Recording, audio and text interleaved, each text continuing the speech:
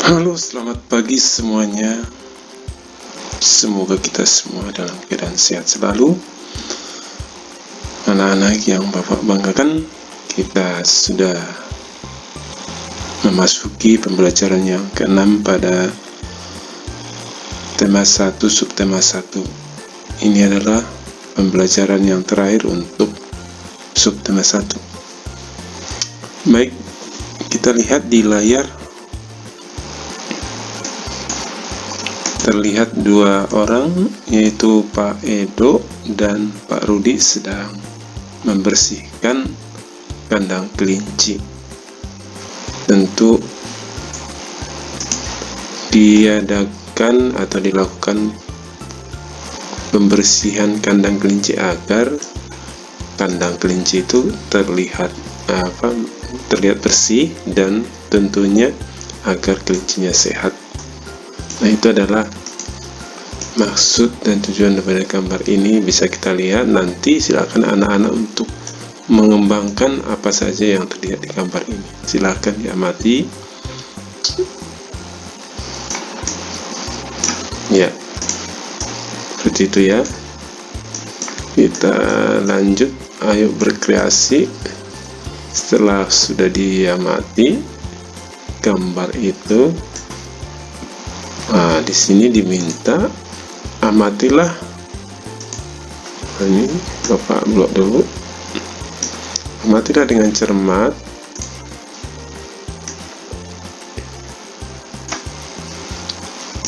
Amatilah dengan cermat gambar di atas, kemudian buatlah cerita tertulis dari gambar tersebut. Buatlah cerita minimal 3 paragraf minimal ya. Jadi boleh lebih dari 3 paragraf. Tapi untuk sementara ini kita hanya 3 saja. Bapak sudah siapkan ide pokok. Ini hanya contoh. Boleh anak-anak kembangkan atau buat sendiri. Ya, ini diambil dari gambar. Ya, diperoleh dari hasil penjelasan gambar di sini ya. Nah, ini.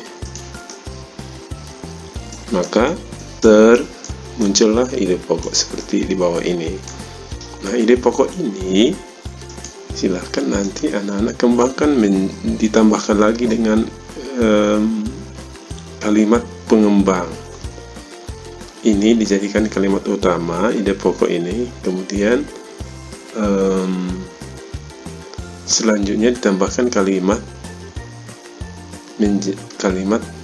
pengembangnya supaya membentuk suatu paragraf.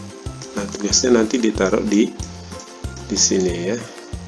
Nah, di kolom cerita ini silahkan dikembangkan ketiga paragraf yang sudah ada atau contoh di atas menjadi sebuah cerita. Nah, nanti di bawah ini terdiri dari 3 paragraf.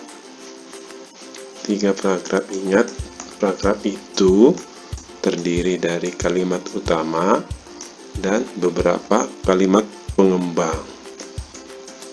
Oke, bisa ya. Ini ide pokok yang sudah Bapak siapkan. Boleh pakai ini, boleh menggunakan ide pokok yang lain yang dikembangkan tentunya dari gambar ini.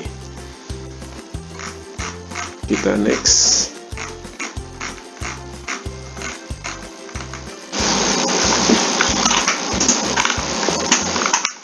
Ayo membaca. Seperti yang sudah kita pelajari sebelumnya, kita telah belajar menentukan ide pokok. Kembali kita belajar menentukan ide pokok pada bacaan yang berjudul Gerak Kupu-Kupu. Pada bacaan teks Gerak Kupu-Kupu ini terdiri dari 1 paragraf, paragraf kedua, paragraf ketiga, paragraf keempat. Terdiri dari 4 paragraf. Baik, kita langsung saja cara menentukan ide pokok. Kita harus membacanya dengan cermat, teliti, agar bisa menentukan di manakah kalimat utamanya. Ingat, 1 paragraf itu terdiri dari 1 kalimat utama dan beberapa kalimat pengembang. Ya, Kalau kita baca di paragraf pertama ini, kupu-kupu adalah hewan yang lucu, warnanya indah dan menarik. Banyak orang menyukainya. Ia terbang dan hinggap pada bunga-bunga. Badannya kecil, namun memiliki sayap yang lebar. Sukakah kamu pada kupu-kupu? Nah, menurut anak-anak, kira-kira mana yang menjadi ide pokoknya?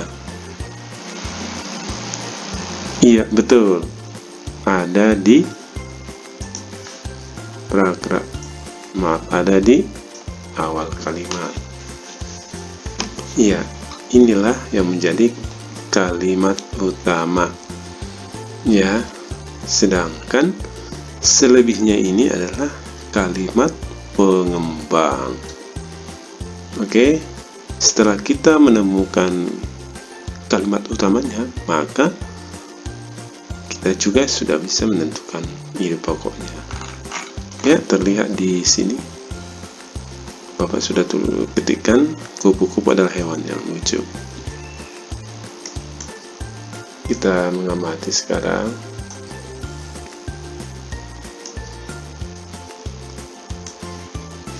Nah, berhubung kamu adalah tidak bersama dengan teman-teman, tapi boleh berdiskusi atau minta bantuan dengan orang-orang di sekitar kita. Boleh kita mencari data-data perbandingan antara hewan vertebrata dan hewan avertebrata. Perlu diingat bahwa hewan vertebrata adalah hewan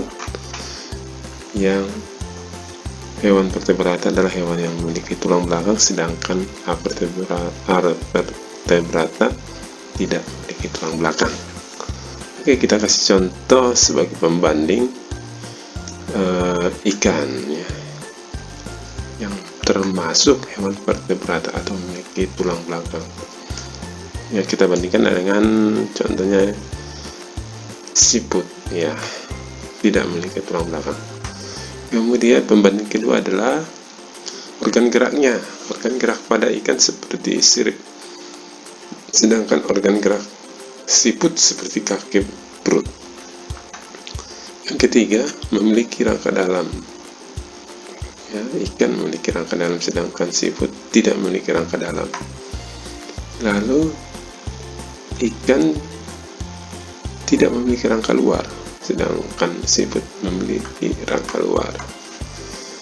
Gerakan tubuh lebih lincah itu pada vertebrata, sedangkan gerakan tubuh lambat itu adalah avertebrata. Nah, ini ada sekitar 5 perbandingan jika dibandingkan antara ikan dan siput. Ikan vertebrata, sedangkan siput adalah avertebrata. Masih banyak sih yang bisa kita bandingkan dengan hewan-hewan vertebrata dan avertebrata yang lain. Kita next. Nah, kita berkreasi di sini membuat model sederhana bisa dari karton, kardus, plastisin maupun kawat. Nah, seperti ini ya, boleh dikembangkan lebih bagus dari contoh yang sudah ada. Oke, silahkan ya, yang dari plastisin juga bisa.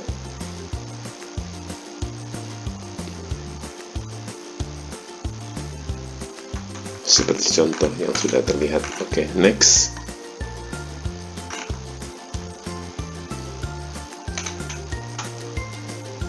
Ya, di sini kita diingatkan untuk selalu menyayangi setiap hewan apapun kita sayangi.